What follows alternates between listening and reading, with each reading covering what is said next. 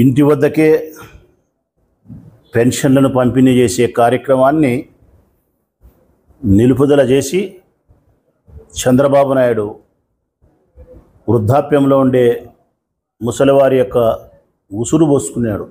వారి కోపానికి, వారి బాధకు గురి కాక తప్పదాయన.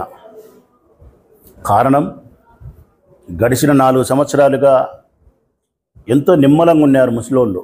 1వ తారీఖు వస్తే నాకు 3,000 రూపాయల పెన్షన్ వస్తుంది అని గ్యారంటీ. అది నేను ఎక్కడికో బడి దగ్గరికో గుడి దగ్గరికో పోయి కాయలు ఉండాల్సిన అవసరం లేదు, నా ఇంటి దగ్గరికి నా మనవడు జగన్ పంపిస్తాడని చెప్పి ఎంతో సంతోషంగా ఇంటి దగ్గరనే పెన్షన్ తీసుకుంటా ఉన్నారు.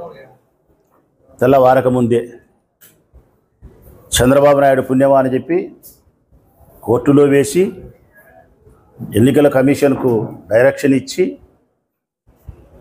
వాలంటీర్ ద్వారా పెన్షన్ పంచకూడదు, సచివాలయం దగ్గరికే పోయి పెన్షన్ తీసుకోవాలా. ఇదంతా 66 లక్షల మంది పెన్షన్దారులను బాధపెట్టిన వైనం. వృద్ధాప్యములు ఉండే ముసలోళ్ళ విషయంలో, వికలాంగుల విషయంలో, భర్త మరణించిన వితంతులైన చెల్లెళ్ళ విషయంలో 66 లక్షల మంది పేదవారి పట్ల ఇంత కాఠిన్యాన్ని ప్రదర్శించినాడు చంద్రబాబు నాయుడు. ఇంత మనసు లేని దుర్మార్గమైనటువంటి చర్యలకు పాల్పడినాడు. ఈ మండు టెండల్లో 80 సంవత్సరాలు 75 సంవత్సరాలు వయసుండి ఆరోగ్యం సరిగా లేక, నడుచుకుంటూ పోలేక, గంటలు గంటలు కాయలు ఉండలేక, మంచాలలో ఎత్తుకొని పోతా అంటే, చేతుల మీద ఎత్తుకొని పోతా అంటే పెన్షన్ కోసం హృదయ విదారకమైనటువంటి సంఘటనలు ఇవి. మనసుల యొక్క మనసును కలిసివేసే సందర్భాలు ఇవి.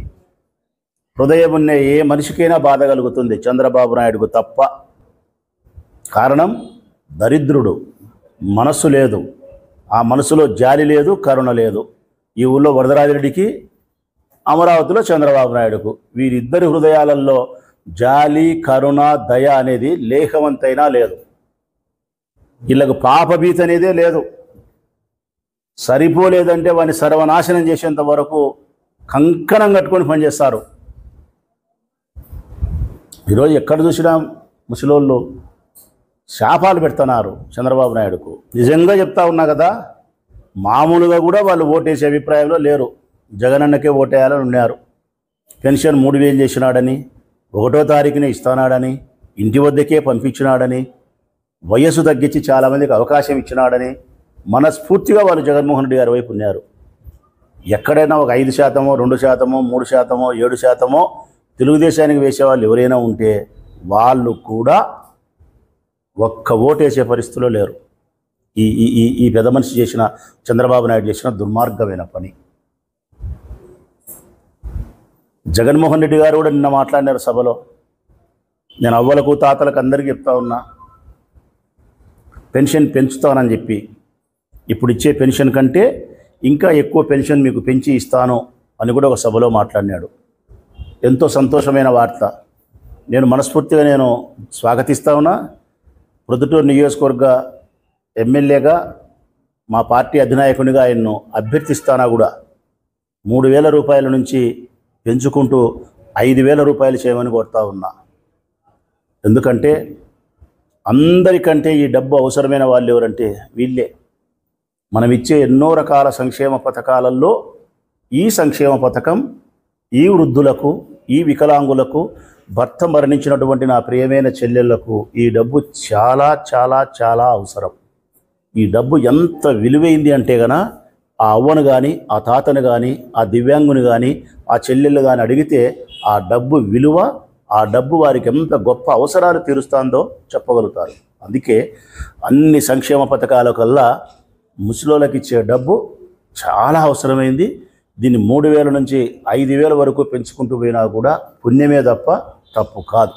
దీన్ని ఎవరైనా సంక్షేమ పథకాలు నిరుపయోగము, ఎందుకు కూర్చోబెట్టి 5,000 ఇవ్వాలని ఎవరైనా అనుకుంటే, అట్టి సంతతి కలిగిన వారి అందరికీ కూడా, కుమారులకు, బిడ్డలకు, ఎవరికైనా సరే పొరపాటు కూడా అభిప్రాయాన్ని తెచ్చుకోవద్దు మీరు దయచేసి. ఎవరైనా సరే వృద్ధాప్యంలో ఉండే ప్రతి వాళ్ళను వృద్ధులను మన తల్లిదండ్రులతో సమానంగా మనం భావించాలా.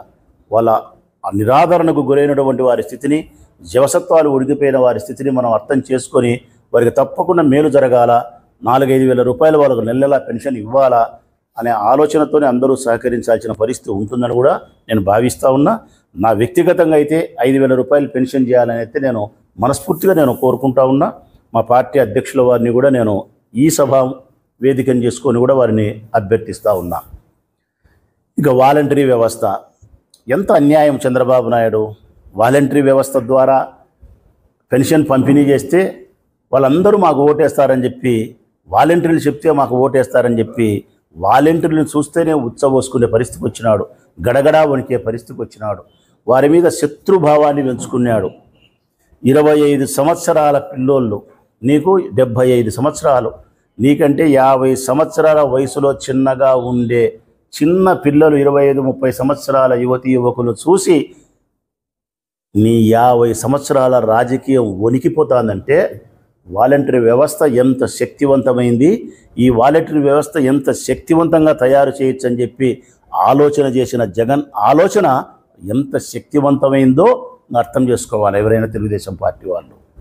నిజం, కేవలం 50 సంవత్సరాల అనుభవం కలిగిన వ్యక్తి 25 సంవత్సరాల వయసు కలిగిన వాలంటీర్ని చూసి వణికిపోతుంది రాజకీయం, చంద్రబాబు నాయుడు రాజకీయం.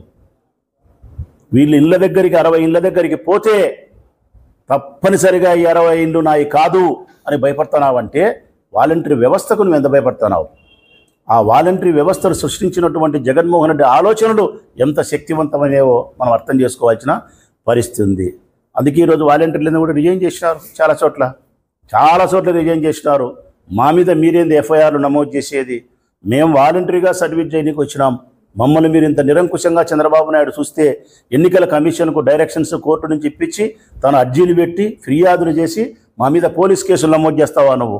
మేమే రిజైన్ చేస్తాం, రిజైన్ చేసి స్వచ్ఛందంగా పార్టీకి మేము జగన్మోహన్ రెడ్డి గారి ప్రజాసేవకు మేము అనుకూలంగా పని చేస్తాం, తిరిగి మళ్ళీ ఈ ప్రభుత్వమే వస్తుంది, మళ్ళీ మేము వాలంటరీగా వస్తామని చెప్పి ధైర్యంగా ఆ పిల్లలు వారి వాలంటరీ సర్వీసెస్కు రాజీనామా చేసి పార్టీ తరఫున వాళ్ళు పనిచేస్తున్నారంటే నిజంగా శభాష్. అందుకే జగన్మోహన్ రెడ్డి గారు కూడా మాట ఇచ్చారు. 2024 జూన్ 4వ తారీఖున తను గెలిచిన తర్వాత తన తొలి సంతకం వాలంటరీ వ్యవస్థపైనే సంతకం పెడతానని చెప్పినాడంటే ఆయన మానస పుత్రిక అది అని చెప్పి మరొక్కసారి రుజువు చేసుకున్నాడు. వాలంటరీ పట్ల ఆయనకుండే ప్రేమ ఏందో రుజువైంది, వాలంటరీ పట్ల ఆయనకుండే నమ్మకం ఏందో రుజువైంది. వాలంటీర్ల పట్ల సర్వీస్ చేయడంలో వారు ఎంతగా పనిచేస్తారు, 60 ఇండ్లకు ఒక వాలంటరీ ఎంత సర్వీసులు అందిస్తుందని చెప్పేది జగన్మోహన్ రెడ్డి గారు ప్రస్ఫుటంగా నమ్మినారు. కాబట్టే నా తొలి సంతకం వాలంటరీ వ్యవస్థ పైన అన్నాడు. అంటే ఈరోజు ఎవరైతే రిజైన్ చేసినారో, టెర్మినేషన్ చేసినారో, అట్లా టెర్మినేషన్ చేయబడిన వాళ్ళు, రిజైన్ చేసిన వాళ్ళందరూ దృష్టిలో పెట్టుకొని మళ్ళీ వాళ్ళను కొనసాగించండి అని, లేదంటే మళ్ళీ వాళ్ళని తీసుకునేదానికి దరఖాస్తు పెట్టుకునేదానికి అవకాశం ఇస్తున్నా అని చెప్పి తొలి సంతకం వాలంటరీ వ్యవస్థ పైన పెడతానని చెప్పినాడంటే అంత శక్తివంతమైంది వాలంటరీ వ్యవస్థ. వాలంటరీ పట్ల జగన్మోహన్ రెడ్డి గారికి అంత ప్రేమ ఉందనేది రుజువైతా ఉంది. నా నియోజకవర్గంలో ఉండే వాలంటీర్లందరూ కూడా చెప్తా ఉన్నా, ఎవరైతే టెర్మినేట్ కాబడినారో, ఎవరైతే రాజీనామా చేసినారో వాళ్ళందరికీ జగన్మోహన్ రెడ్డి గారి ప్రభుత్వం వచ్చిన తర్వాత తిరిగి మళ్ళా మిమ్మల్ని వాలంటీర్లుగా కొనసాగించే ఏర్పాటు ప్రభుత్వం చేస్తుంది. శాసనసభ సభ్యునిగా నేను ఈ నియోజకవర్గం నుంచి మీకు అవకాశాన్ని కల్పిస్తాం.